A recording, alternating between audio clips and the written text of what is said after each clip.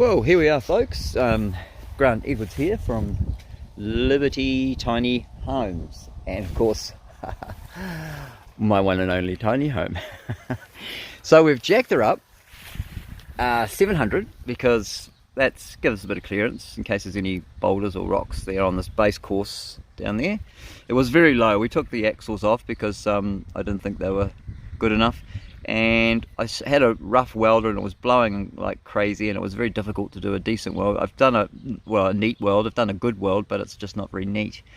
So I've gone over, and where the 4x2 or 100x50 joins the 150x50, I've fixed that up and just gone over all the welds. It took me about 4 days actually crawling around under there because it was a lot lower then. I should have jacked it up first, but she looks a bit precarious, doesn't it, sitting up there. It's 700 to the from the gravel to the seat at the bottom of the cedar there. It's actually a little higher, about 740, yeah, because it drops down, that cedar drops down about 15 mil, so should be plenty of clearance. I need 680, and then we've got to lower it down onto here, and I've actually onto this dolly which I made up. So it's a triaxle dolly, no suspension, and I've pumped up the tyres. They say 65 psi, and I've taken some advice from David Binion in Levin, and he said 75, give it another 10. So there it is. She's looking good. I just want to check these bearings. I thought there was a bit of there's a bit of play in that bearing, so I might repack that. I wonder if I'll just try it and see if I can get it in under there, and I won't actually lower it down onto it yet. I might just repack the grease on all these bearings. That's pretty important. And another thing is take your trailer for a run, because those nuts, they sort of work loose. These funny hubs, they take a while to wear in, and so you just got to keep tightening. They actually used to put a warning notice on the hub, so that you got to keep tightening them. So she's a bit rugged. I don't know. I hope it'll be all right. David reckons it'll be all right. Probably should have welded that across there, but I just put a bit of 3mm 20. You can see the pipe in there. Bit of pipe. I hope that'll do.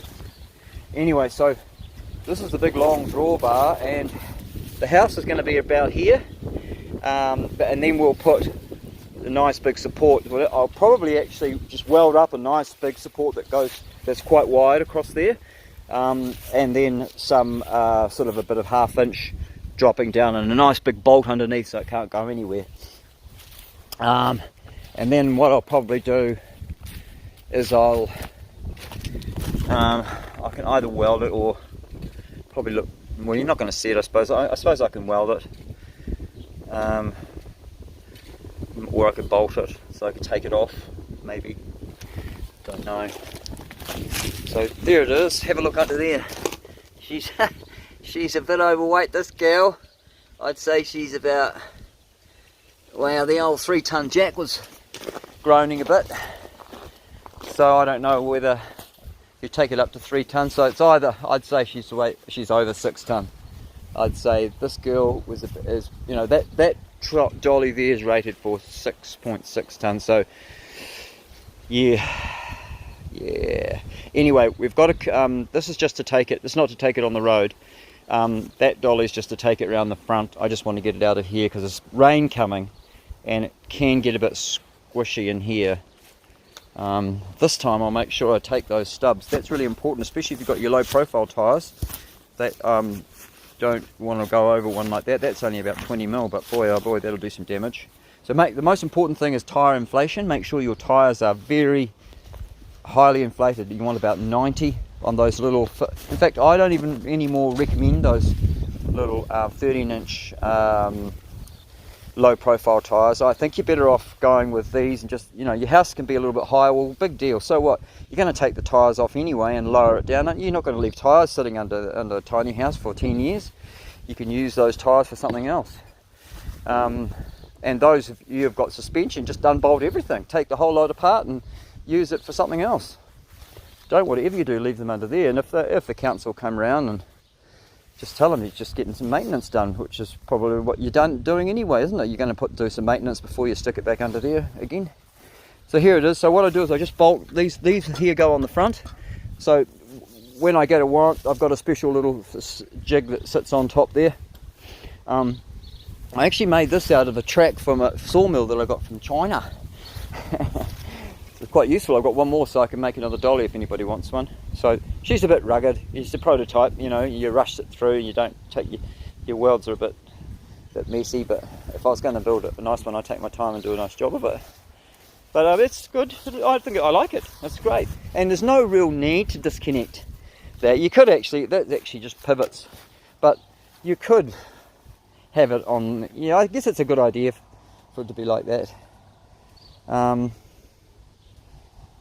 Yeah, I don't know. Well, you're going to take the whole thing out anyway and use it for something else. I might actually use this to haul some logs. I'll put a winch on the front. It's actually quite handy.